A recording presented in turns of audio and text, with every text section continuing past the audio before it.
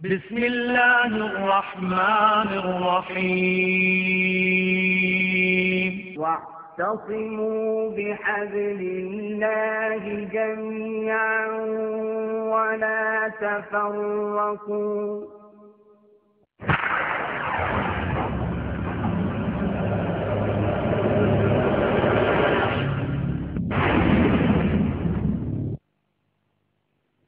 والشمس تجري لمستقر لها ذلك تقدير العزيز العليم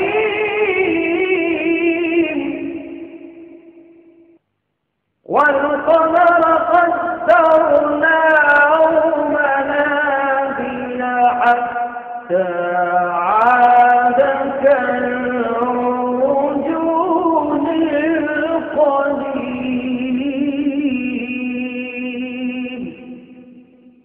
لا الشمس ينبغي لها أن تدرك القمر ولا الليل سابق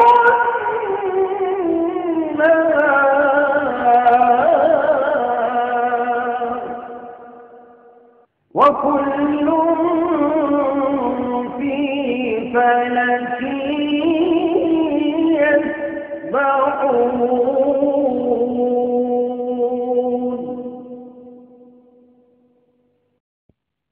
بسم الله الرحمن الرحيم.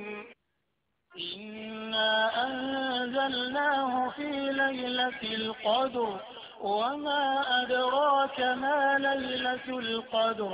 ليلة القدر خير من 1000 شهر. تنزل الملائكة والروح فيها بإذن ربهم من كل أمر. سلام هي حتى مغرب. لم يكن الذين كفروا من أهل الكتاب والمشركين منفكين حتى تأتيهم البينة. رسول من الله يتلو صحفا مطهرة فيها كتب قيمة. وما تفرق الذين أوتوا الكتاب إلا من بعد ما جاءتهم البينة. وما أمروا إلا ليعبدوا الله مخلصين له الدين حنفاء ويقيموا الصلاة ويؤتوا الزكاة وذلك دين القيمة. إن الذين كفروا من أهل الكتاب والمشركين في نار جهنم خالدين فيها أولئك هم شر البرية. إن الذين آمنوا وعملوا الصالحات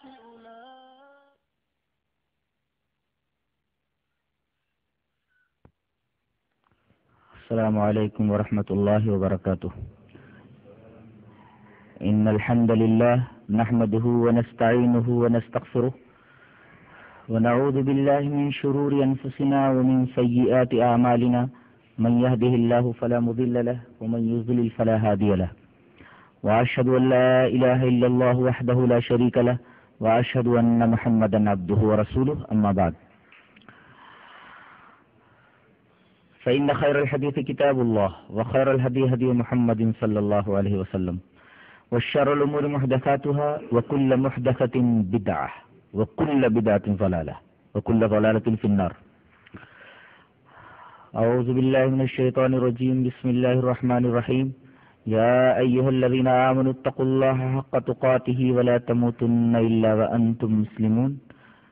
يا أيها الناس اتقوا ربكم الذي خلقكم من نفس واحدة وخلق منها زوجها وبث منهما رجالا كثيرا ونساء واتقوا الله الذي تساءلون به والأرحام إن الله كان عليكم رقيبا يا أيها الذين آمنوا اتقوا الله وقولوا قولا سديدا يصلح لكم أعمالكم ويغفر لكم ذنوبكم ومن يطع الله ورسوله فقد فاز فوزا عظيما أعوذ بالله من الشيطان الرجيم بسم الله الرحمن الرحيم إنا أنزلناه في ليلة القدر وما أدراك ما ليلة القدر ليلة القدر خير من 1000 شهر تنزل الملائكة والروح فيها بإذن ربهم من كل أمر سلام هي حتى مطلع الفجر.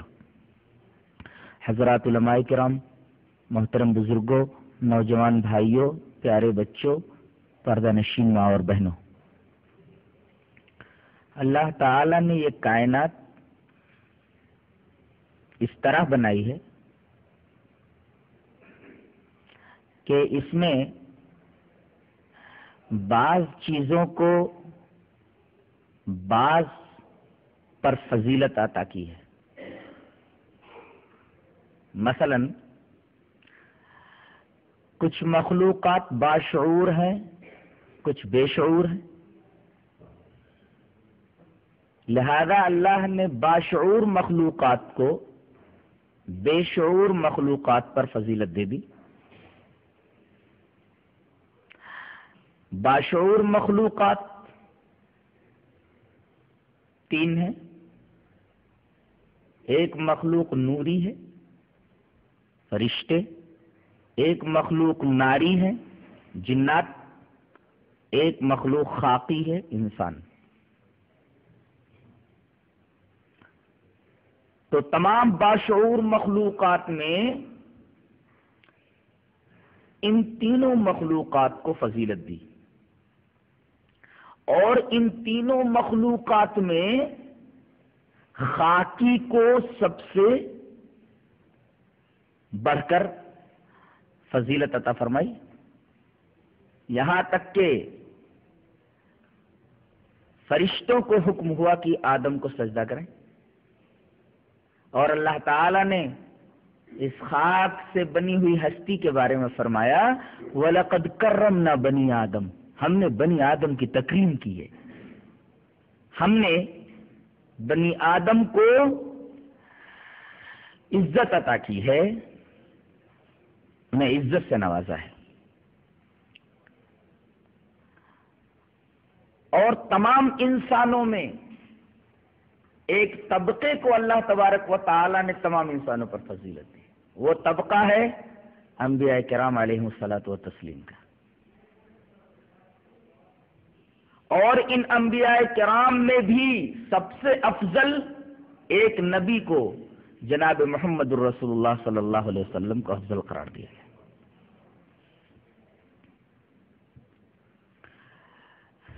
اسی طرح ہر نبی کی ایک امت ہوا کرتی تھی، تو تمام امتوں پر اللہ نے امت محمدیہ کو فضیلت دی، یہ فرما کر کنتم خیر امت اخرجت للناس تأمرون بالمعروف وتنہون عن المنکر.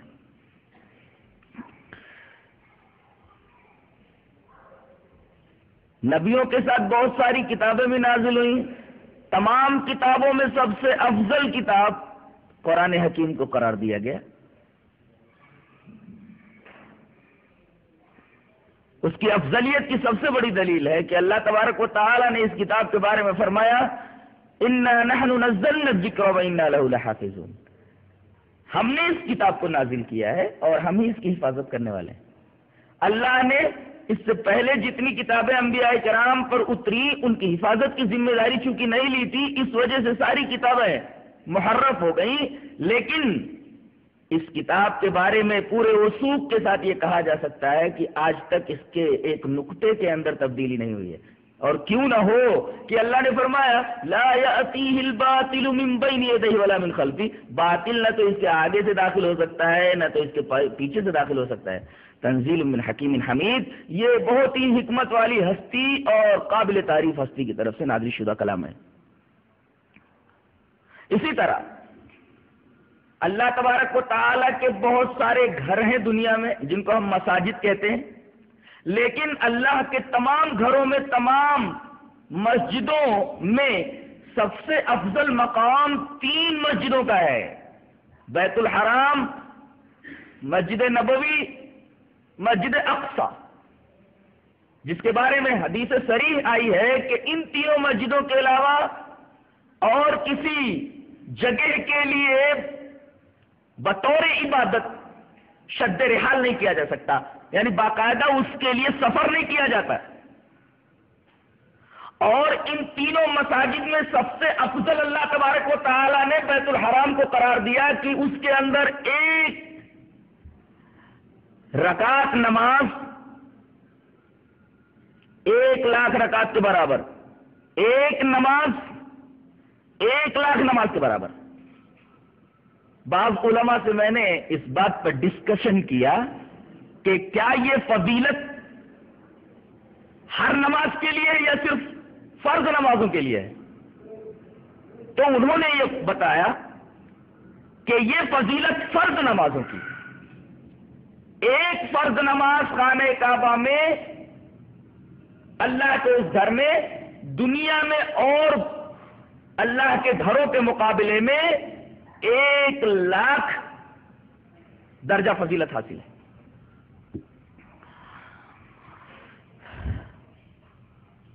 اسی طرح اللہ تبارک و تعالی نے جب سے یہ کائنات بنی ہے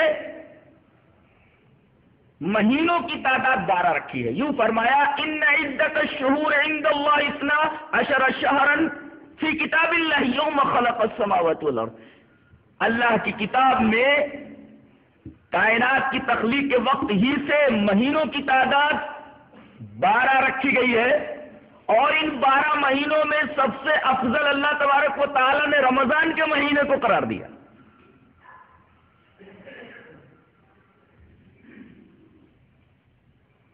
اور اس پورے سال کے جو دن ہیں اللہ نے تمام دنوں میں سب سے افضل دن جمعہ کو قرار دیا۔ دنوں کے بعد مسئلہ راتوں کا ہے، پورے سال بہت ساری راتیں آتی ہیں، لیکن ان تمام راتوں میں سب سے افضل رات خیر اللیالی اللہ تبارک و تعالی نے لیلۃ القدر کو قرار دیا ہے۔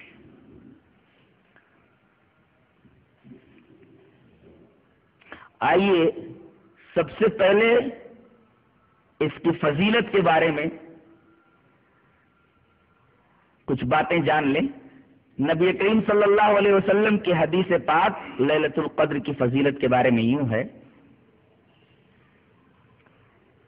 وعن ابی ہریرہ رضی اللہ تعالی عنہ عن النبی صلی اللہ علیہ وسلم من قام رمضان ایمانا واحتسابا غفر له ما تقدم من ذنبه ومن قام لیلۃ القدر ایمانا واحتسابا غفر له ما تقدم من ذنبه رواہ البخاری فی کتاب الصیام۔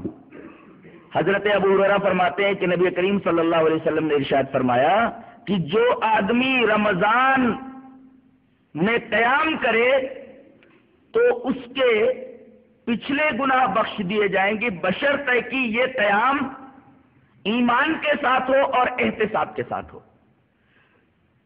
آدمی کے دل میں ایمان ہو اور بغرض ثواب اللہ کی خوشنودی کی خاطر وہ رمضان کے روزے رکھ رہا ہو تو اللہ تبارک و تعالی اس کے پچھلے گناہوں کو بخش دے گا۔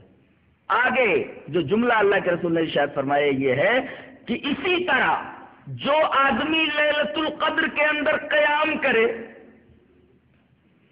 لیلۃ القدر کے اندر نماز پڑھے، ایمان اور احتساب کے شرط کے ساتھ، تو اللہ تبارک و تعالی اس کے پچھلے گناہوں کو بخش دے گا، اور مسند احمد کی روایت میں وما تاخر بھی ہے، اس کے اگلے گناہوں کو بھی بخش دے گا۔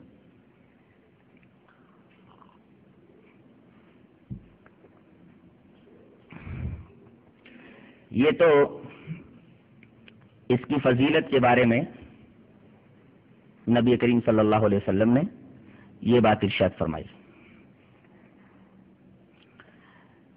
اس رات کو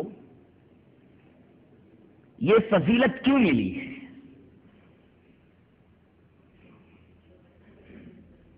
جواب اس کا سورہ قدر کے اندر دیا گیا ہے. اللہ نے فرمایا انا انزلناہ فی لیلۃ القدر، بے شک ہم نے اس کو یعنی قرآن کو لیلۃ القدر میں نازل کیا ہے.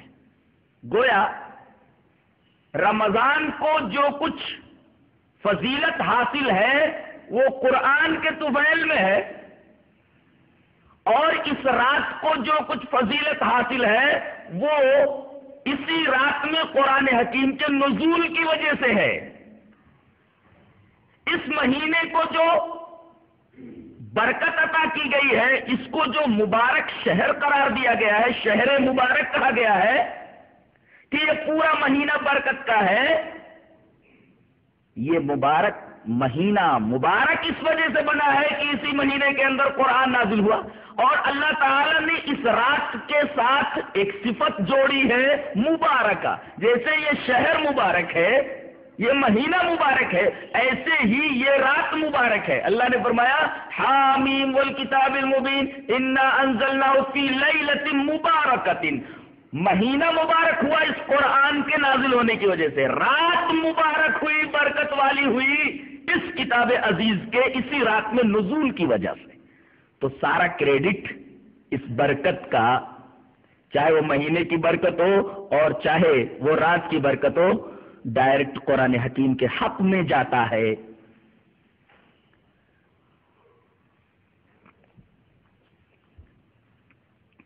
اس آیت کریمہ میں لفظ انزال استعمال کیا گیا ہے. آپ اس سوال یہ کر سکتے ہیں کہ قرآن حکیم کے بارے میں کبھی اللہ تبارک و تعالی لفظ انزال استعمال کرتا ہے اور کبھی تنزیل استعمال کرتا ہے. یہاں قرآن حکیم کے نازل کرنے کے بارے میں لفظ انزال استعمال فرمایا ہے، اور جہاں حفاظت کی بات کہی ہے وہاں تنزیل ہے. یہاں فرمایا انا انزلناہ، ہم نے اس کتاب کو، اس قرآن کو انزال کیا، نازل کیا. سورہ ہجر میں فرمایا انا نحن نزلنا الذکر وانا لہ لحافظون. تو انزال میں اور تنزیل میں کیا فرق ہے؟ فرق یہ ہے کہ جہاں لفظ انزال آیا اس کا مطلب یہ ہے کہ اللہ تعالی نے اس کتاب کو لوح محفوظ سے پورا کا پورا ایک ساتھ سمائے دنیا پر ایک مقام جس کا نام بیت العزت ہے وہاں پر اتار دیا. تو جہاں جہاں لفظ انزال ہے اس کا مطلب یہ ہے کہ لوح محفوظ سے یہ پوری کتاب ایک ساتھ سمائے دنیا پر ایک مقام ہے بیت العزت وہاں پر اتار دی گئی. اور تنزیل کا مطلب یہ ہے کہ حسب ضرورت 23 سالوں میں جناب محمد رسول اللہ صلی اللہ علیہ وسلم پر رفتہ رفتہ نجمن نجمن جزءاً جزءاً حسب وقائع حسب ضروریات اترا ہے. اسی وجہ سے اس کو تنزیل کہا گیا ہے، ٹکڑے ٹکڑے کر کے اتارنا. تو لوح محفوظ سے بیت العزت پر اترا اس کے لیے انزال، اور بیت العزت سے 23 سالوں میں حسب ضرورت رفتہ رفتہ جو جناب محمد رسول اللہ صلی اللہ علیہ وسلم پر اتارا گیا وہ تنزیل ہے. صراحت کر دی گئی کہ یہ قرآن ہم نے لوح محفوظ سے جو بیت العزت پر اتارا وہ وقت دن کا نہیں تھا، رات کا تھا. اور وہ رات کون سی تھی؟ یہی لیلۃ القدر تھی اور رمضان کی ایک رات تھی. دوسرا سوال یہ پیدا ہوا کہ اس کو اللہ نے لیلۃ القدر کیوں کہا؟ لیلۃ مبارکہ کہا، برکت والی رات ہے، وہ تو سمجھ میں آیا، لیکن وہ بھی کہاں سمجھ میں آیا؟ وہ بھی کہاں سمجھ میں آیا؟ برکت کا کیا مطلب ہوتا ہے؟ برکت کا کیا مطلب ہوتا ہے؟ برکت کا مطلب ہوتا ہے کسی چیز میں برابر اضافہ ہوتے رہنا، یہ برکت ہے. ہم دعا کرتے ہیں اللہم بارک علی محمد، اے اللہ محمد صلی اللہ علیہ وسلم پر برکت نازل فرما. اس کا کیا مطلب؟ آپ کے درجات کے اندر برابر اضافہ کرتا جا، برابر زیادتی فرماتا جا، آپ کے اپنے درجات کو بڑھاتا جا تو برکت کے اندر زیادتی کا تسلسل ہوتا ہے، اسی وجہ سے اس کو برکت کہا جاتا ہے۔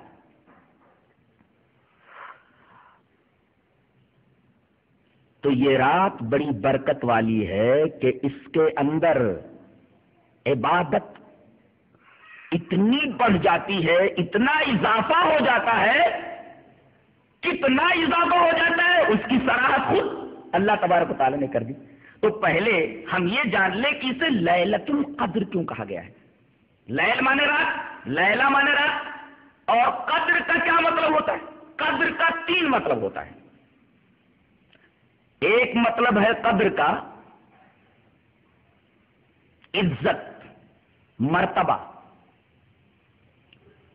تو اب ترجمہ ہوا لیلۃ القدر، عزت کی رات، مرتبے والی رات، کہ اتنا بڑا مرتبہ کسی رات کو حاصل نہیں، چونکہ مرتبہ اس کا بہت بڑا ہوا ہے، سو اس کو لیلۃ القدر کہا گیا کہ کوئی اور رات اس مرتبے والی نہیں ہے۔ یہ مفہوم ہے اس قدر کا جو منزلت کے معنی میں ہے اور مرتبے کے معنی میں ہے۔ اور ایک قدر کا مطلب ہوتا ہے تنگی۔ اچھا، قدر کا مطلب ہوتا ہے تنگی، کشادگی کا جو اپوزٹ ہے۔ تو اب ترجمہ کیا ہوا؟ لیلۃ القدر، تنگ ہو جانے والی رات۔ تو اس میں کیا تنگ ہو جاتا ہے؟ زمین تنگ ہو جاتی ہے۔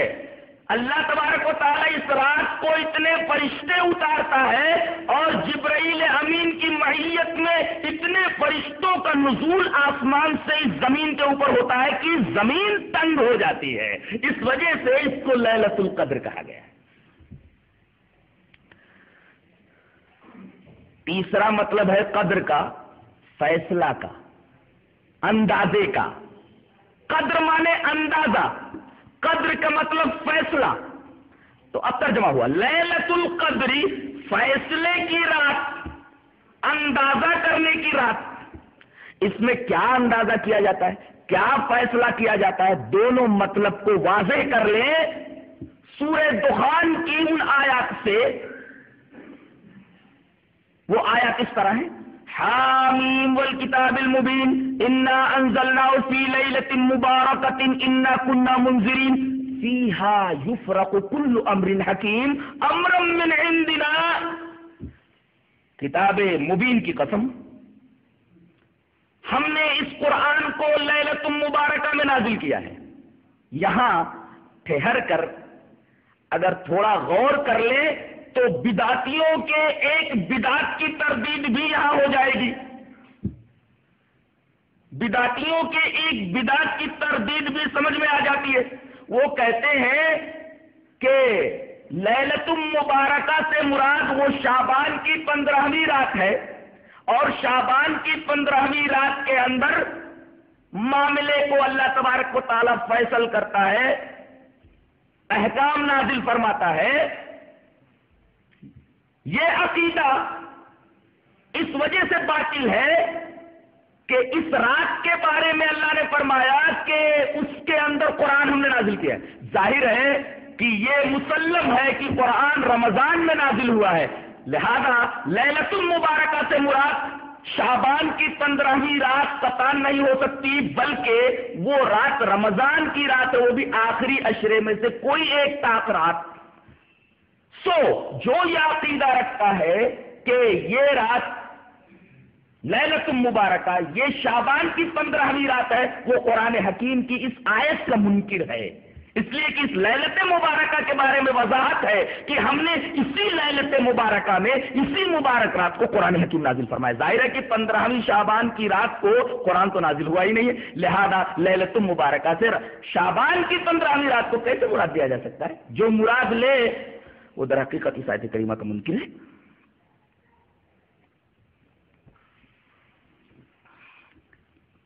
بدعت کی یہ تردید سمجھ میں آ گئی تو آگے بڑھیں کہ اس رات کے اندر جو مبارک ہے ہم نے قرآن کو نازل کیا، کیا ہوتا ہے اس رات میں؟ کس بات کا فیصلہ ہوتا ہے جب قدر کا مطلب فیصلہ ہے؟ تو کس بات کا اندازہ ہوتا ہے جب قدر مانے اندازے کے ہیں؟ اللہ نے فرمایا فیہا یفرق کل امر حکیم، یہاں ہر حکمت والے معاملے کو واضح کر دیا جاتا ہے۔ کیا مطلب؟ فرشتوں کو پلان دے دیا جاتا ہے، پورا پلان اندازے کی شکل میں ہوتا ہے کہ فلاں شخص کی تجارت میں اتنا منافع ہونا ہے پورے سال میں، فلاں آدمی اس سال میں فلاں تاریخ کو مر جائے گا۔ اللہ اکبر! اسی رات کو فیصلہ کر دیا جاتا ہے کس کو پورے سال کتنا ملنا ہے اور کون اگلے رمضان کو پائے گا اور کون نہیں پائے گا۔ اللہ اکبر! بدن کے روٹے کھڑے کر دینے والی بات ہے کہ آدمی بازاروں میں چل رہا ہوتا ہے، حال یہ ہے کہ اس کی موت کا وارنٹ اوپر سے جاری کر دیا گیا ہوتا ہے۔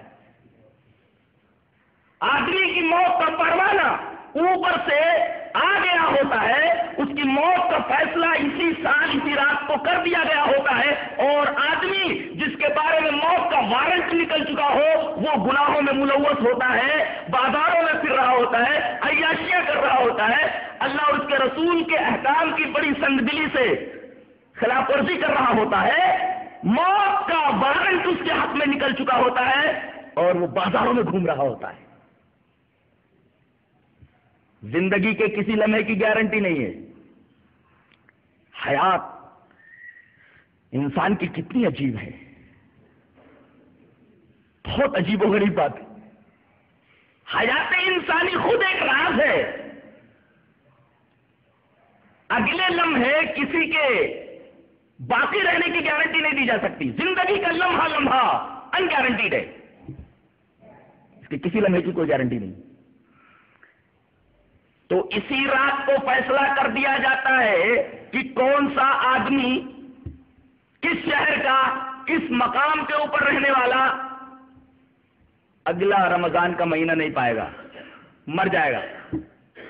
فیصلہ کر دیا جاتا ہے کہ فلاں کو فلاں مرض کے اندر مبتلا کر دینا ہے، فیصلہ کر دیا جاتا ہے کہ فلاں بیمار کو اچھا کر دیا جائے گا، فیصلہ کر دیا جاتا ہے کہ فلاں عزیز کو ذلیل کر دیا جائے گا، فیصلہ کر دیا جاتا ہے کہ فلاں ذلیل کو عزیز کر دیا جائے گا، فیصلہ کر دیا جاتا ہے کہ فلاں کو تخت حکومت سے اتار کر کے فٹ پاتھ پر کھڑا کر دیا جائے گا، فیصلہ کر دیا جاتا ہے کہ فٹ پاتھ پر سے کس کو اٹھا کر کے تخت حکومت کے اوپر بٹھا دیا جاتا ہے۔ کل یوم ہوا فی شان، اللہ تبارک و تعالیٰ اسی رات کو تمام فیصلے کر دیتا ہے، پورا پلان پورے سال کا دے دیتا ہے، اور اسی پلان کے مطابق پورا سال گزرتا ہے۔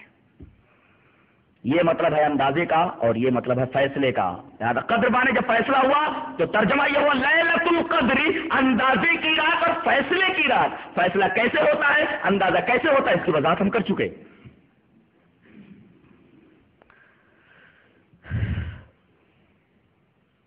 یہ رات پوری دنیا میں صرف ایک بار آتی ہے، ایسا نہیں کہ کسی ملک کے اندر یہ رات کسی تاریخ کو آتی ہو اور کسی ملک میں دوسری تاریخ کو آتی ہو۔ دن ایک ہوتا ہے، رات ایک ہوتی ہے۔ کیوں؟ اس کا ثبوت خود یہ لفظ ہے لیلۃ القدر۔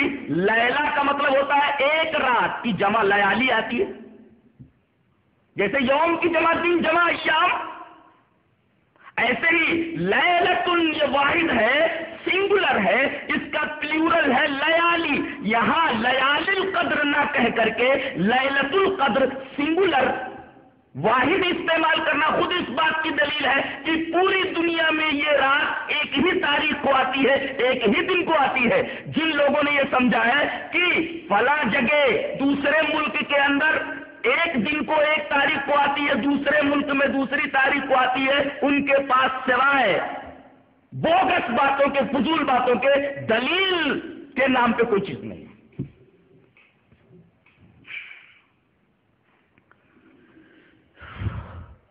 آگے بڑھیں۔ یہ رات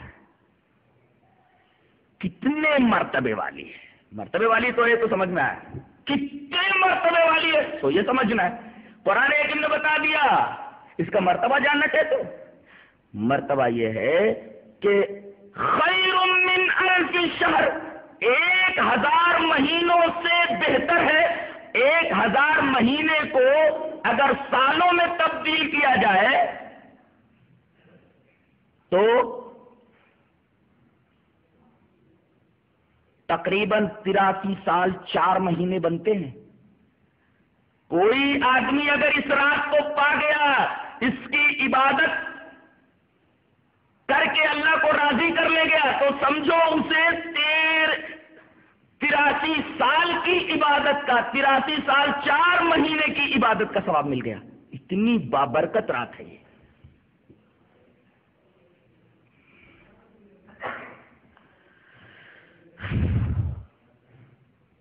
اب اسے معلوم کرنا ہے کہ وہ کون سی رات ہے۔ کیا سمجھنا یہ کون سی رات ہے؟ نبی نے فرمایا کہ آخری عشرے کی کوئی طاق رات ہے۔ دلیل اس طرح ہے، ان عائشہ رضی اللہ تعالی عنہا قالت کان رسول اللہ صلی اللہ علیہ وسلم یجاور فی الاشر الاواخر من رمضان ویقول تحروا لیلۃ القدر فی الاشر الاواخر من رمضان، رواہ البخاری فی کتاب الصیام فی باب لیلۃ القدر۔ حضرت امام بخاری اس حدیث پاک کو کتاب الصیام میں لائے ہیں، باب لیلۃ القدر میں۔ راویہ حضرت عائشہ رضی اللہ تعالیٰ عنہ فرماتی ہیں کہ رسول اللہ صلی اللہ علیہ وسلم اعتکاف کرتے تھے۔ کان رسول اللہ صلی اللہ علیہ وسلم یجاور، اعتکاف کرتے تھے کتنے دنوں کا؟ فی الاشر الاواخر من رمضان، رمضان کے آخری 10 دنوں کا۔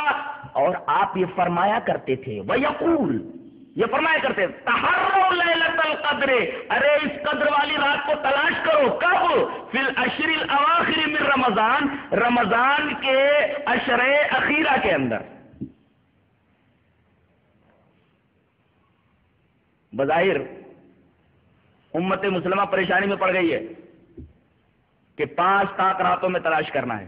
جاگنا تو پورے 10 دن ہے، لیکن خاص طور سے اس کی تلاش طاق راتوں میں کرنا ہے۔ ایک ہے عبادت، کہ اس کی فضیلت الگ ہے کہ 10 رات اللہ کی خوب عبادت کی جائے، اور دوسرے اس عظیم الشان عظیم المرتبت رات کو اگر حاصل کرنا ہے تو عشرے اخیرہ کی طاق راتوں میں اس کو تلاش کرو۔ 2 باتیں معلوم ہوئی۔ اعتکاف آپ 10 دن کا کرتے تھے، اور یہ فرماتے تھے کہ تلاش کرو لیلۃ القدر کو رمضان کے آخری عشرے میں۔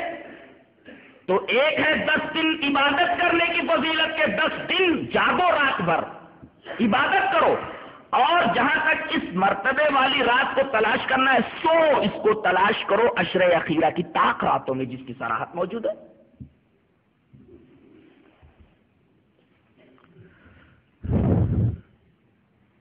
ان راتوں کی فضیلت ایک جگہ اللہ تبارک و تعالی نے بتائی ہے۔ اللہ نے فرمایا والفجر وليال عشر والشفع والوتر والليل اذا يسر، فجر کی قسم۔ یہ فجر کون سی ہے؟ یہ جو ہر روز فجر آتی ہے، یہاں خصوصی فجر ہے۔ کون سی فجر ہے؟ لیلۃ القدر کی رات کی فجر ہے کہ اس فجر تک فرشتے رات کے داخل ہونے سے لے کر وہاں تک اس زمین کے اوپر رہتے ہیں۔ اللہ نے اسی فجر کی قسم کھائی ہے اور کہا وَلَيَالٍ عَشْرٍ، 10 راتوں کی قسم۔ مفسرین دوسری راہوں پر نکل گئے کہ انہوں نے کہہ دیا کہ یہاں لیالِ العشر سے مراد وہ ذی الحجہ کے 10 دن ہے۔ ارے بھائی ذی الحجہ کے 10 دن یہاں راتوں کا تذکرہ ہے، بھائی تم دن کی بات کیوں کر رہے ہو؟ تو مفسرین نکل گئے دوسری راہوں پر۔ حقیقت یہ ہے کہ یہاں 10 دن مراد نہیں ذی الحجہ کے، بلکہ 10 راتیں یہی مراد ہے جن میں رسول اللہ صلی اللہ علیہ وسلم خود جاگتے تھے، اپنے اہل و عیال کو جگاتے تھے، ان راتوں کو زندہ رکھتے تھے، شب زندہ دار بنے رہتے تھے ان 10 راتوں کے۔ آگے یہ فرمایا گیا کہ اس عشر اخیرہ میں 10 راتوں میں کوئی رات طاق ہے، کوئی جفت ہے. والشفع والوتر، تو شفا کا بھی خیال رکھنا ہے، شفا کے اوپر بھی توجہ دینا اور وتر کے اوپر بھی توجہ دینا ہے. جیسے 22 ہے تو 21 تو اس وجہ سے اہم ہے کہ اس میں لیلۃ القدر ہونے کا امکان ہے، وہ لیلۃ القدر ہو. اور 22 اس وجہ سے اہم ہے کہ رسول اللہ صلی اللہ علیہ وسلم اس رات کو جاگتے تھے. یہ 10 راتوں کی جو فضیلت ہے، تو جفت جو ہے جیسے 22، 24، 26 ان راتوں کا بھی اہتمام کرنا کہ اللہ نے ان 10 راتوں کی قسم کھائی ہے، اور 10 راتوں کی جو قسم کھائی ہے، قسم کھانا غیر معمولی چیز کے اوپر ہوتا ہے اللہ تبارک و تعالیٰ کی طرف سے. تو شفا کا بھی خیال رہے گا، جفت کا بھی، اور وتر کا طاق کا بھی خیال رہے گا. واللیل اذا یسر، رات کی قسم جو چلتی ہے کب سے؟ سورج کے غروب ہونے سے مطلع فجر تک. لیکن بعض لوگوں نے ولیال عشر کی تفسیر کی ہے رات ہی سے. دن مراد نہیں ہے ذی الحجہ کے 10، بلکہ ذی الحجہ کی 10 راتیں مراد ہے. جیسے امام بخاری کتاب العیدین کے اندر لائے ہیں کہ اللہ تبارک و تعالیٰ ان 10 راتوں کے اندر عبادت کو اتنا قبول کرتا ہے کہ اور کسی رات کے اندر اتنی عبادت کو قبول نہیں کرتا. یہاں تک کہ جہاد کی سبیل اللہ کو بھی قبول نہیں کرتا، یہاں تک کہ اگر کوئی گیا اور مقتول ہو گیا، قتل کر دیا گیا، وہی اس فضیلت کو پا سکتا ہے. لہذا اگر امام بخاری رحمۃ اللہ علیہ کتاب العیدین کے اندر یہ بات لا رہے ہیں تو لیال عشر سے مراد 10 راتوں سے مراد فہم سلف کے مطابق اگر ہم غور کریں اس پر تو یہ بھی مطلب ہو سکتا ہے کہ 10 راتوں سے مراد ذی الحجہ کی 10 راتیں، ان کے اندر بھی عبادات کی خاصی اہمیت ہے. یہ مطلب بھی تفصیل کے لیے کتاب العیدین بخاری دیکھ لیں. جہاں تک رمضان کے آخری عشرے کی فضیلت کی بات ہے وہ تو حدیث سے خود ثابت ہے. دلیل اس طرح وعن عائشہ رضی اللہ تعالی عنہا قالت كان النبي صلى الله عليه وسلم اذا دخل العشر شد ميزره واحيا ليله وايقظ اهله. رواه البخاری في کتاب الصيام في باب ليلة القدر. حضرت امام بخاری حدیث پاک کو کتاب الصيام باب ليلة القدر میں لایا. راوی حضرت عائشہ رضی اللہ تعالیٰ عنہ ہے. حضرت عائشہ رضی اللہ تعالیٰ عنہ فرماتی ہیں کہ نبی کریم صلی اللہ علیہ وسلم جب آخری عشرہ رمضان کا آ جاتا، 10 دن رہ جاتے، تو آپ ان 10 راتوں کو زندہ رکھتے، کمر کس لیتے. شد میزرہ، اپنی کمر کس لیتے. وَأَحْيَا لَيْلَهُ، ان 10 راتوں کو زندہ رکھتے. وَأَيْقَظَ أَهْلَهُ، خود زندہ رکھتے اور اپنے اہل کو بھی جگاتے کہ تم بھی ان راتوں کے اندر جاگو اور اللہ تبارک و تعالیٰ کی عبادت کرو. تو ان 10 راتوں کے اندر جاگنے کی، جگانے کی، عبادت کی فضیلت اس حدیث پاک سے واضح طور سے ثابت ہے.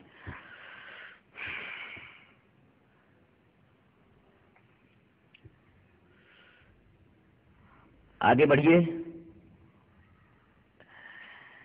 یہ رات صبح تک رہتی ہے، فجر تک جیسا کہ کہا گیا واللیل اذا یسر. اس رات میں فرشتوں کا نزول ہوتا ہے.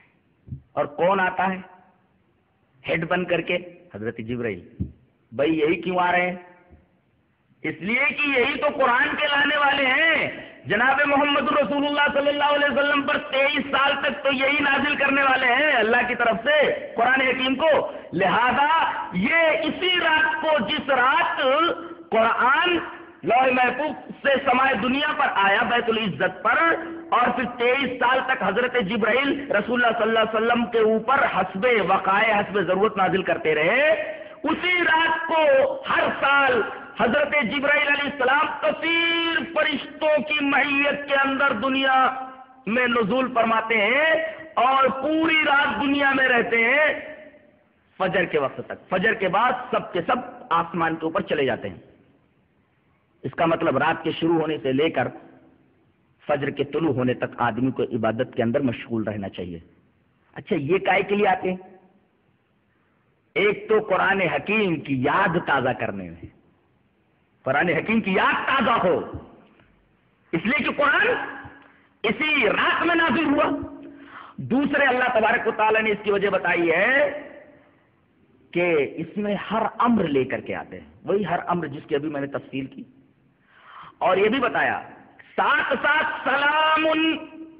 سلام ہے پوری رات۔ اس کا مطلب مفسرین نے دو بتایا ہے، ایک یہ کہ جو لوگ عبادت کرتے ہوئے جاگتے رہتے ہیں، فرشتے ان کے پاس سے ان کو سلام کرتے ہوئے گزرتے ہیں۔ اللہ اکبر! کتنی عجیب بات ہے کہ آدمی اس رات کو عبادت کر رہا ہو، حضرت جبرائیل اس کو سلام کر کے آگے جا رہے ہو، فرشتے اس کو سلام کر کے آگے جا رہے ہو، فرشتے اسے سلام کر رہے ہو، کتنی عجیب بات ہے۔ اور دوسرا مطلب یہ ہے کہ یہ پوری رات امن، شانتی اور سلامتی والی ہے۔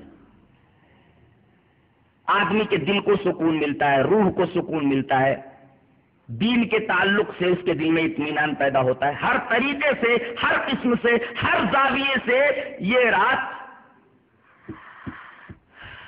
سلامتی والی ہے، امن والی ہے، شانتی والی ہے۔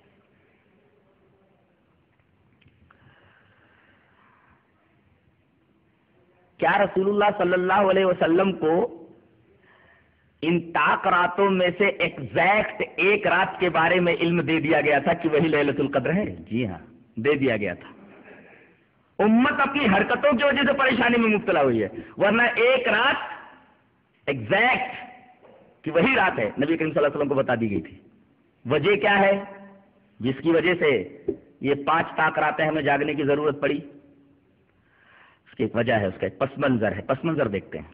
وعن عبادة بن الصامت رضی اللہ تعالی عنہ قال خرج النبي صلی اللہ علیہ وسلم ليخبرنا بليلة القدر فطلعها رجلان من المسلمين فقال خرجت لأخبركم بليلة القدر فطلعها فلان وفلان فرفعت وعسى أن يكون خيرا لكم فالتمسوها في 9 و7 و5 رواه البخاری في کتاب الصيام في باب ليلة القدر۔ یہ روایت حضرت عبادہ بن صامت سے ہے۔ حضرت عبادہ بن صامت فرماتے ہیں کہ نبی کریم صلی اللہ علیہ وسلم نکلے تاکہ لوگوں کو لیلۃ القدر کے بارے میں بتا دیں کہ ان طاق راتوں میں سے ایگزیکٹ کون سی رات لیلۃ القدر ہے۔ جیسے آپ آگے بڑھے، دیکھا کہ 2 مسلمان آپس میں لڑ رہے ہیں، فطلعها رجلان من المسلمین، 2 مسلمان آپس میں لڑ رہے ہیں۔ آپ نے جیسے ان کی لڑائیوں کو دیکھا، مسلمانوں کو لڑتے دیکھا، آپ کے ذہن سے لیلۃ القدر کو اٹھا لیا گیا، لیلۃ القدر کی تعین اٹھا لی گئی۔ اب نبی کریم صلی اللہ علیہ وسلم پریشان ہے کہ کون سی رات اللہ تبارک و تعالیٰ نے لیلۃ القدر کے بارے میں ایگزیکٹ مجھے بتایا تھا کہ میں مسلمانوں کو اس کو بتا دوں، خبردار کر دوں۔ آپ نے پریشان ہو کر کے فرمایا، ارے بھائی میں تم لوگوں کو بتانے کے لیے نکلا تھا کہ ان 5 طاق راتوں میں سے کون سی طاق رات لیلۃ القدر ہے۔ خرجت لأخبركم بلیلۃ القدر، میں تو نکلا تھا تم کو بتانے کے لیے کہ لیلۃ القدر کون سی لیلہ ہے، کون سی رات ہے۔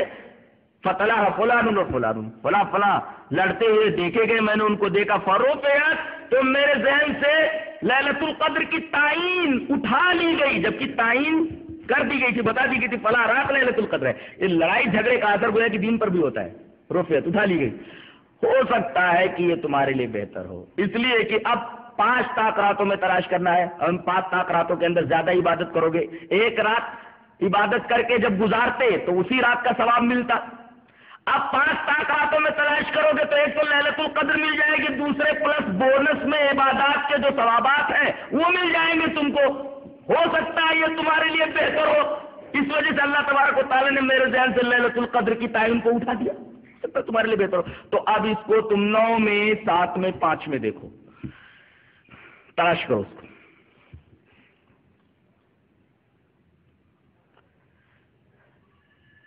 اس رات کے اندر کیا کیا جائے؟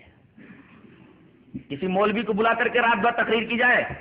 نہیں، اس کا کوئی بھی ثبوت نہیں ملتا بلکہ عرب کے موقر معزز اور عبقری علماء نے یہ کہا ہے کہ اس رات کو باقاعدہ مولویوں کو بلا کر کے تقریر کا اہتمام کرنا قطعاً درست نہیں ہے. ہاں ایک سلسلہ چلتا آ رہا ہو اس کی ممانعت نہیں ہے، جیسا کہ یہ ہمارا ایک سلسلہ ہے، اس کی ممانعت نہیں ہے. باقاعدہ اس کے لیے نظم کرنا، اس لیے کہ اس کا ایک خاص طریق نبی کریم صلی اللہ علیہ وسلم نے بتایا ہے. کیا بتایا ہے؟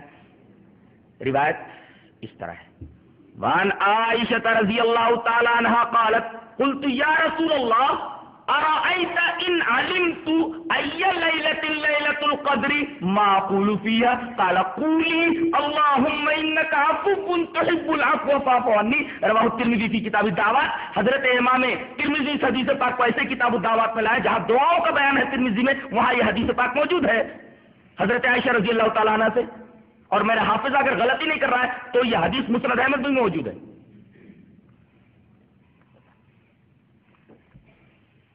ترجمہ کیا ہے؟ حضرت عائشہ رضی اللہ تعالیٰ عنہ فرماتی ہیں کہ میں نے پوچھا کہ اے اللہ کے رسول ذرا یہ بتائیے، ارائیت، بتائیے کہ اگر میں یہ جان لوں کہ کون سی رات لیلۃ القدر ہے، کون سی رات قدر کی رات ہے، کون سی لیلہ لیلۃ القدر ہے، اس رات کو پا کر میں کون سی عبادت کروں، کیا کروں؟ معقول کیا، میں کیا بولوں، کیا کہوں؟ آپ نے فرمایا قال قولی، یہ بول اللہم انک عفو تحب العفو فاعف عنی. یہ دعا پوری رات پڑھتی رہے. اس دعا کا ترجمہ کیا ہے؟ اے اللہ بے شک تو بہت زیادہ معاف کرنے والا ہے، تو معافی کو پسند کرتا ہے، معاف کر دینے کو محبوب رکھتا ہے، تو اے میرے رب، اے میرے اللہ، اے میرے معبود مجھے معاف فرما دے. بڑی پیاری دعا ہے. اللہ تبارک و تعالیٰ کے 99 نام ہیں، ان میں پورے قرآن میں غافر بخشنے والا 1 یا 2 بار آیا ہے. غفار کا لفظ 5 مرتبہ آیا ہے. عفو کا لفظ 5 بار آیا ہے.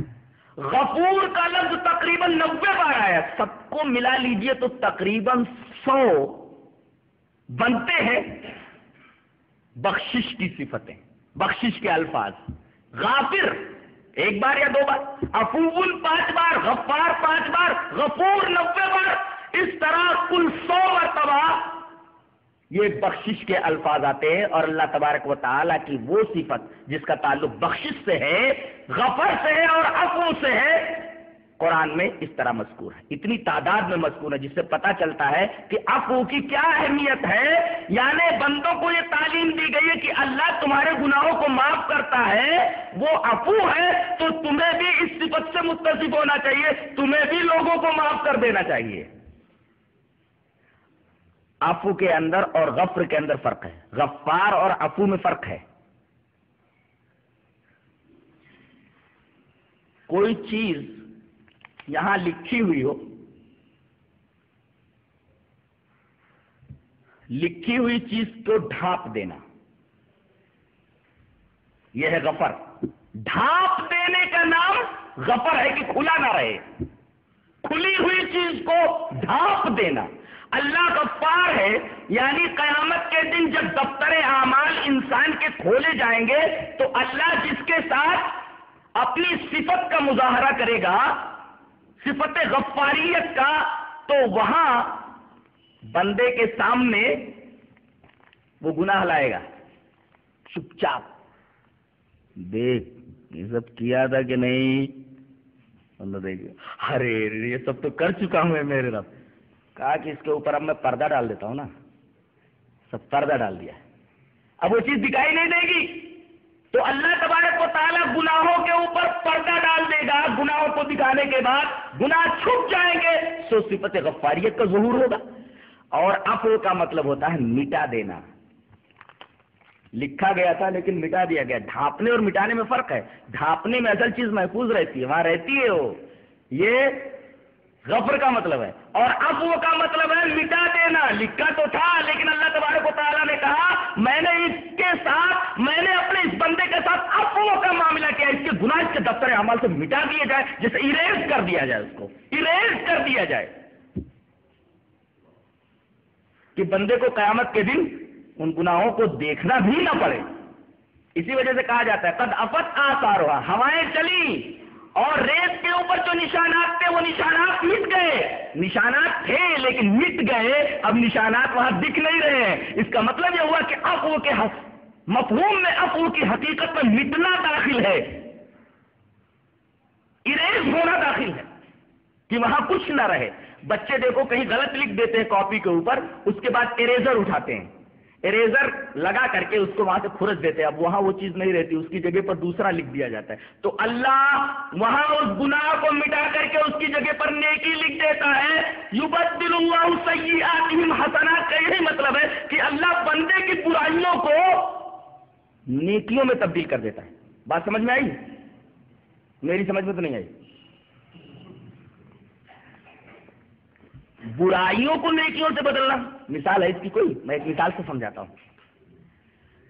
ملاحوں کو آپ نے دیکھا ہوگا، ملاحوں کو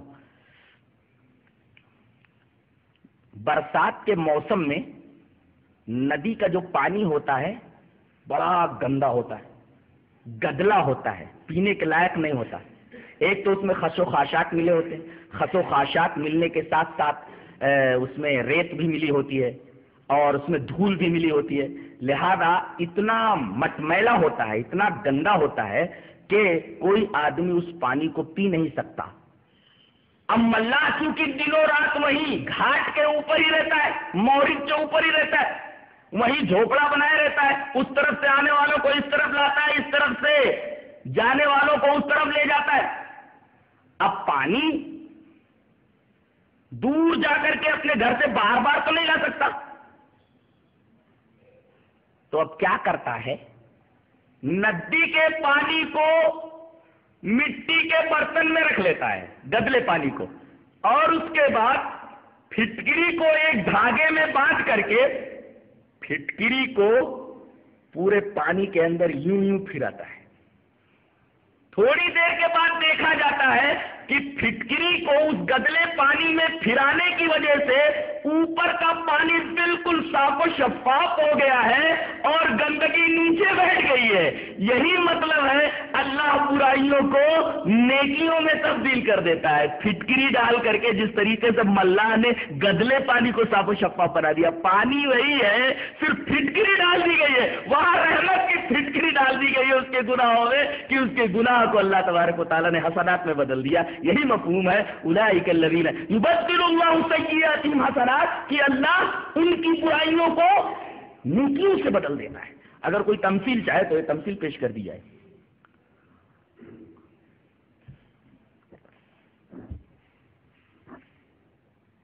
تو یہ صفت گنہگاروں کے لیے بہت ہی اطمینان بخش ہے، قابل تسکین ہے، کہ اللہ قیامت کے دن ذلیل نہیں کرے گا، اس لیے کہ گناہ مٹا دیے گئے۔ اللہم انک عفو تحب العفو فاعف عنی۔ اور اس صفت کے اندر مطالبہ بھی ہے کہ میں جس طریقے سے تمہاری خطاؤں کو معاف کر دیتا ہوں، تم بھی دوسروں کی خطاؤں کو معاف کر دیا کرو۔ میرے نبی کی بھی یہی عادت تھی، کسی سے بدلہ نہیں لینا، اس لیے کہ عفو کا اپوزٹ جو ہوتا ہے وہ انتقام ہوتا ہے، انتقام ہوتا ہے۔ کوئی تمہارے ساتھ اگر برا کرے تو انتقام مت لو۔ کوئی قول میں نے کہیں پڑھا تھا، کوئی تمہارے راستے میں کانٹے بوئے تو اگر تم بھی کانٹے بونے لگو گے تو پوری دنیا کانٹوں سے بھر جائے گی۔ اللہ، تمہاری راہ میں کوئی کانٹے بچھائے تو تم بھی کانٹے مت بچھانے لگو، اگر سب ایسا کرنے لگو گے تو دنیا کانٹوں سے بھر جائے گی۔ اینٹ کا جواب پتھر سے دینا، قرآن اس کی تائید نہیں کرتا، وہ کہتا ہے کہ اینٹ کا جواب پھولوں سے دیا جائے، پھولوں سے دیا جائے۔ فرماتا ہے وَلَا تَسْتَوِي الْحَسَنَةُ وَلَا السَّيِّئَةُ، نیکی اور بدی دونوں برابر نہیں ہو سکتے۔ ادفع بالتي هي احسن السيئات، برائی کا بدلہ احسن طریقے سے دو، بھلائی سے دو، گویا کہ اینٹ کا جواب پتھر سے جو محاورہ ہے وہ قرآن کی نگاہ میں صحیح محاورہ نہیں ہے. اینٹ کا جواب پتھر سے نہیں، اینٹ کا جواب پھول سے دیا جائے، جیسے نبی نے گالیوں کا جواب دعاؤں سے دیا، پتھر کا جواب گلاب و یاسمین سے دیا. تو معاف کر دیا کرو. کوئی تمہاری راہ میں کانٹے بکھیرے تو کانٹے مت بکھیرو، ورنہ پوری دنیا کانٹوں سے بھر جائے گی. اور کرنول کا ایک مشہور شاعر ناصر کرنولی کہتا ہے ہر صحیح انتقام سے بڑھتی ہیں الجھنیں. کیا بولتا ہے؟ ہر صحیح انتقام سے، صحیح انتقام کی کوشش، صحیح میں نے کوشش، ہر صحیح انتقام سے بڑھتی ہے الجھنیں، تسکین انتقام فقط درگزر میں ہے. اللہ تبارک و تعالی ہمیں اچھے عمل اور اچھی سمجھ کی توفیق عطا فرمائے. وآخر دعوانا ان الحمدللہ رب العالمین.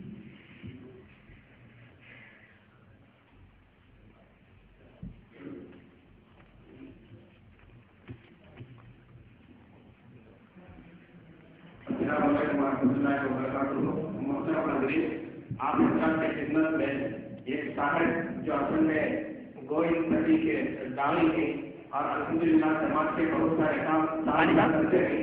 آپ کو کوئی جو ہے ان کے اخراجات پورے ہوتے ہیں. آپ تمام اجلاس سے اگر گزارش ہے کہ زیادہ سے زیادہ ان کا تعاون فرمائیں. اور دوسری بات یہ ہے کہ کل انشاءاللہ